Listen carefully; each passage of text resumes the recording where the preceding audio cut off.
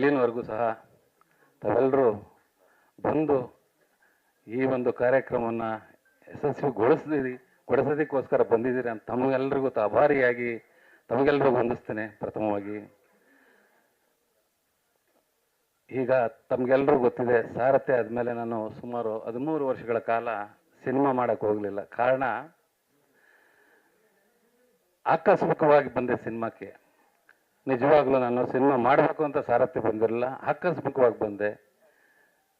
ಅದೇನು ಅದೃಷ್ಟನೋ ಏನೋ ಅಥವಾ ಗೊತ್ತಿಲ್ಲ, ಆ ಒಂದು ಸಿನಿಮಾನ ಪ್ರೇಕ್ಷಕ ಮಹಾಜನರು ಗೆದ್ಸಿರು.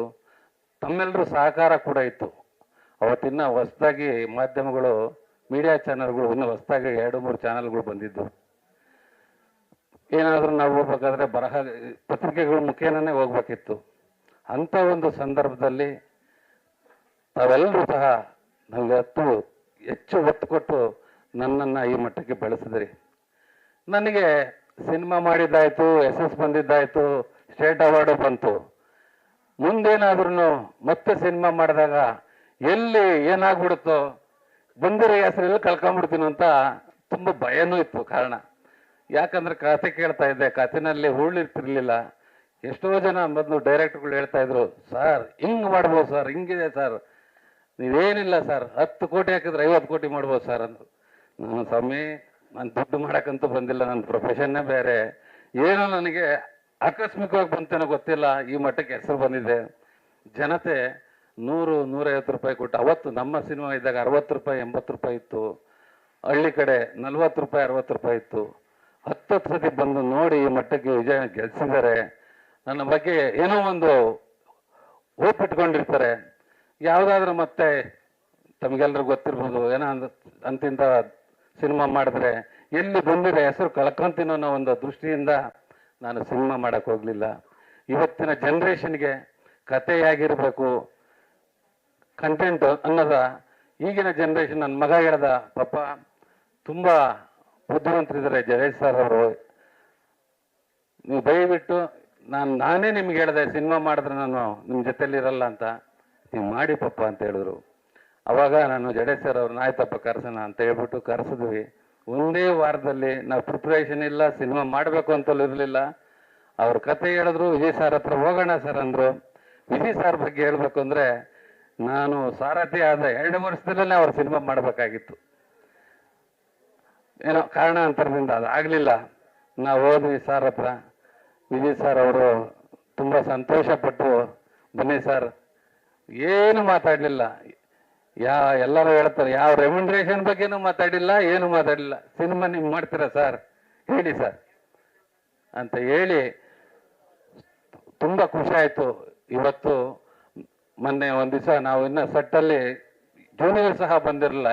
7 ಗಂಟೆಗೆ ಸರ್ ಬಂದು, ಎಲ್ಲಿ ಜಡೇಶ್ ಅಂತ ಹೇಳಿ, ನನಗೆ ಎಷ್ಟು ಖುಷಿ ಆಗುತ್ತಂದರೆ, ಒಬ್ಬ ನಿರ್ಮಾಪಕ ಬಂಡವಾಳ ಹಾಕ್ತಾನೆ, ಅವರಿಗೆ ತೊಂದರೆ ಆಗಬಾರ್ದು ಅನ್ನೋದ ಒಂದು ದೃಷ್ಟಿನ ಇಟ್ಕೊಂಡು ಇವತ್ತು ಈ ಸಿನಿಮಾನ ಮಾಡ್ತಾ ಇದ್ದೀವಿ.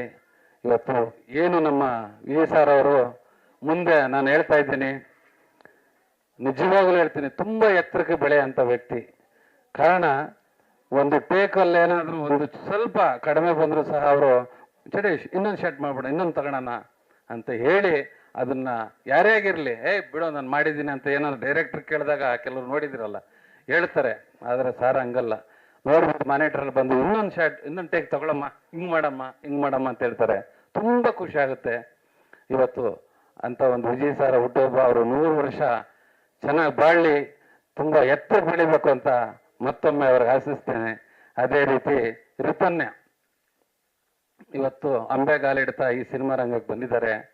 ಇವತ್ತು ಅವ್ರ ತಂದೆ ಡೆಡಿಕೇಶನ್. ಯಾರೇ ಒಬ್ಬರು ಎತ್ತರಕ್ಕೆ ಬೆಳೆದು ಹೀರೋ ಆದ ನಂತರ ಸಡನ್ ನನ್ನ ಮಗಳನ್ನ ಹೀರೋಯಿನ್ನೇ ಮಾಡಬೇಕು ಅಂತ ಬಯಸ್ತಾರೆ. ಇದರಲ್ಲಿ ಹೀರೋಯಿನ್ನೇ ಆದರೂ ಸೆಕೆಂಡ್ ಹೀರೋಯಿನ್. ಇವತ್ತು ಆದರೂ ಪರವಾಗಿಲ್ಲ, ಒಂದು ಇಬ್ಬರಲ್ಲಿ ಡೆಡಿಕೇಶನ್ ಆಗಲಿ ಅಂತ ಹೇಳ್ಬಿಟ್ಟು ಒಪ್ಕೊಂಡು ಮಾಡ್ತಿದ್ದಾರೆ. ಅದ್ರ ತಕ್ಕಂತೆ ಅವರು ಸಹ ಎಫರ್ಟ್ ಆಗ್ತಾ ಇದ್ದಾರೆ, ಮಾಡ್ತಾ ಇದ್ದಾರೆ. ಇನ್ನು ಜಡೇಶ್ ಬಗ್ಗೆ ಅವರು ತಮಗೆಲ್ಲರಿಗೂ ಗೊತ್ತು, ನೀವು ಅವ್ರನ್ನೇ ಕೆಣಕ್ತಾ ಇರ್ತೀರ. ಅವರ ಕಂಟೆಂಟ್ ಆಗಿರ್ತದೆ ಹಳ್ಳಿ ಸೊಗಡು, ತುಂಬ ವಿಚಾರವಂತ, ಬುದ್ಧಿವಂತ, ಹೇಳ್ತಾರೆ.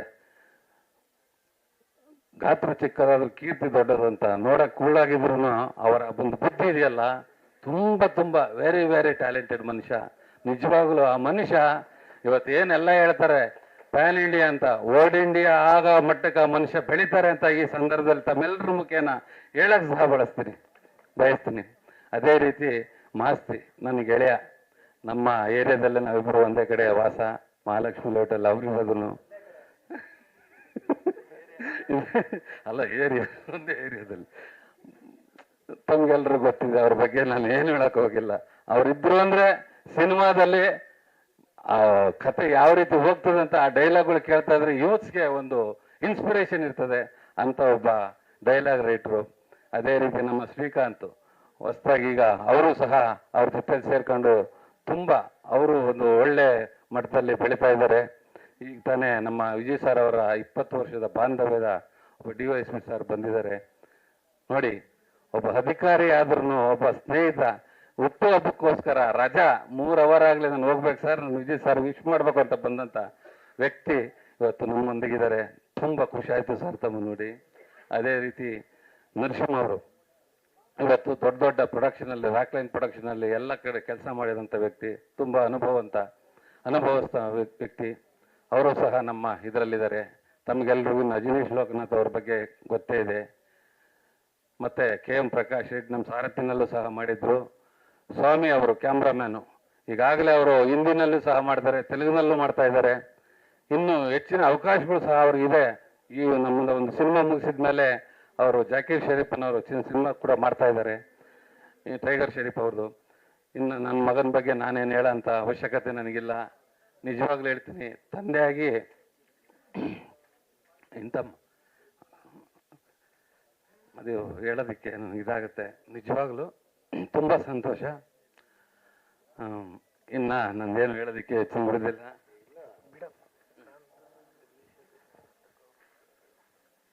ಈ ಒಂದು ಕಥೆಯನ್ನ ಬೇರೆಯವ್ರ ಹತ್ರ ಇತ್ತು, ಕಾರಣಾಂತರದಿಂದ ನನಗೆ ಬಂತು. ಅವ್ರಿಗೂ ಸಹ ನಾನು ಈ ಸಂದರ್ಭದಲ್ಲಿ ಅಭಿನಂದನೆಗಳನ್ನ ಸಲ್ಲಿಸ್ತೀನಿ. ಕಾಂತ ಸಹ ನಮ್ಮ ಊರಿನ ಹುಡುಗ ಜಡೇ ಸರ್ ಅವ್ರನ್ನ ಕರ್ಕೊಂಬಂದು ಪರಿಚಯ ಮಾಡಿದ್ರು, ಕಾಂತ ಅಂತ. ಅವನು ಬೆಳೀತಾ ಇದ್ದಾನೆ, ಅವ್ರಿಗೂ ಒಳ್ಳೇದಾಗಲಿ. ಇನ್ನೆಲ್ಲರಿಗೂ ಸಹ ನಾನು ಮೊದಲನೇದಾಗಿ ಪ್ರೇಕ್ಷಕರಿಗೆ ತಮ್ಮ ಮುಖೇನ ಹೇಳೋಕ್ಕೆ ಇಷ್ಟಪಡ್ತೀನಿ. ಏನು ಹಿಂದೆ ನೀವು ಸಾರಥಿನಲ್ಲಿ 5 ಸತಿ 10 ಸತಿ ಸಿನಿಮಾ ಬಂದು ನೋಡಿ ಆ ಸಿನಿಮಾನ ಯಶಸ್ಸು ಕೊಟ್ಟು ಗೆಲ್ಸಿದ್ರಿ, ನಿಜವಾಗ್ಲೂ ಅದಕ್ಕಿನ್ನ 2 ಪಟ್ಟು ಈ ಸಿನಿಮಾ ಆಗುತ್ತೆ ಅಂತ ಹೇಳಿ ನಾನು ಈ ಮುಖೇನ ಖುಷಿಯಿಂದ ಹೇಳ್ತೀನಿ. ಈ ಸಿನಿಮಾ ಯಾವುದೇ ರೀತಿಯಲ್ಲಿ ಧಕ್ಕೆ ಬರ್ದಂಗೆ, ಚ್ಯುತಿ ಬರ್ದಂಗೆ ಕನ್ನಡದಲ್ಲಿ ಏನಪ್ಪ ಇಂಥ ಸಿನಿಮಾ ಮಾಡೋರು ಇದಾರ ಅನ್ನೋ ಒಂದು ಮಟ್ಟಕ್ಕೆ ನಾನು, ಬೇರೆ ಹೇಳ್ತಾರೆ ಅಷ್ಟು ಕೋಟಿ ಇಷ್ಟು ಕೋಟಿ ಪ್ಯಾನ್ ಇಂಡಿಯಾ ಅಂತ. ನಾನೇನಿದ್ರು ನಮ್ಮ ಡೈರೆಕ್ಟರ್ಗೆ ಹೇಳೋದು, ಸರ್ ನೀವೇನು ಮಾಡ್ತೀರೋ ನನ್ನ ಅಡಚಣೆ ಇಲ್ಲ, ನಾನು ಅಡ್ಡಿಪಡಿಸಲ್ಲ. ನೀವೇನು ಮಾಡಿದ್ರು 1 ರೂಪಾಯಿ ಪೋಲಾಗಬಾರ್ದು, ಆದರೆ ಸ್ಕ್ರೀನ್ ಮೇಲೆ ಕಾಣಬೇಕು. ಬರೋಂಥ ಪ್ರೇಕ್ಷಕ 2.25 ಗಂಟೆ 2.5 ಗಂಟೆ ಏನು ಬಂದು ನಾನು ದುಡ್ಡು ಕೊಟ್ಟು ಬಂದೆ, ತುಂಬ ಹೊರ್ತಿದ್ಯಮ್ಮ ಅಂತ ಅಂದ್ಕೊಂಡು ಸಂತೋಷ ಥಿಯೇಟ್ರಿಂದ ಹೋಗ್ಬೇಕು ಅನ್ನೋದು ಒಂದೇ ಒಂದು ದೃಷ್ಟಿ ಹೇಳ್ತಾ, ಇನ್ನು ತಮಗೂ ಲೇಟ್ ಆಯಿತು. ಈಗ ನಾನು ವಿಜಯ್ ಸರ್ ಅವರಿಗೆ ಮತ್ತೊಮ್ಮೆ, ವ್ಯಕ್ತಿ ಇವತ್ತು ಯಾವುದೇ ಒಂದು ವ್ಯಕ್ತಿನ ನಾವು ಗುರುತಿಸ್ಬೇಕಾದ್ರೆ ಹೇಳ್ತಾರೆ ರೂಪ ಮುಖ್ಯ ಅಲ್ಲ, ಅವರ ಗುಣ, ಅವರ ನಡತೆ. ನಿಜವಾಗ್ಲೂ ನನಗೆ ತುಂಬ ಇಷ್ಟ ಆಯಿತು. ಒಬ್ಬ ಪ್ರೊಡ್ಯೂಸರು ಕಷ್ಟಪಡ್ತಾನೆ, ದುಡ್ಡು ಹಾಕ್ತಾನೆ, ಎಲ್ಲಿಂದ ತರ್ತಾನೋ ಗೊತ್ತಿಲ್ಲ, ಅವನಿಗೆ ಧಕ್ಕೆ ಆಗಬಾರ್ದು ಅನ್ನೋ ರೀತಿಯಲ್ಲೇ ಇವತ್ತು ನಮ್ಮ ಸಾರಥಿ ಬ್ಯಾನರಲ್ಲಿ ನನಗೆ ತುಂಬ ಹೆಮ್ಮೆ ಇದೆ. ಇನ್ನು ಮುಂದೆ ನಾವು ಅವ್ರ ಜೊತೆಯಲ್ಲಿ ಎಷ್ಟು ವರ್ಷ ಬಾಂಧವ್ಯ ಇರ್ತದೋ ಅದು ದೇವ್ರಿಗೆ ಗೊತ್ತು. ನನಗಂತೂ ಅವ್ರ ಬಗ್ಗೆ ಬಹಳ ಹೆಮ್ಮೆಯಿಂದ 100 ವರ್ಷ ಸುಖವಾಗಿ ಬಾಳಲಿ, ಇನ್ನೂ ಎತ್ತಕ್ಕೆ ಬೆಳೀಲಿ ಅಂತ ಹೇಳಿ ಈ ಸಂದರ್ಭದಲ್ಲಿ ಆಶಿಸಿ ನನ್ನ ಮಾತನ್ನು ಮುಗಿಸ್ತೀನಿ. ಜೈ ಹಿಂದ್, ಜೈ ಕರ್ನಾಟಕ.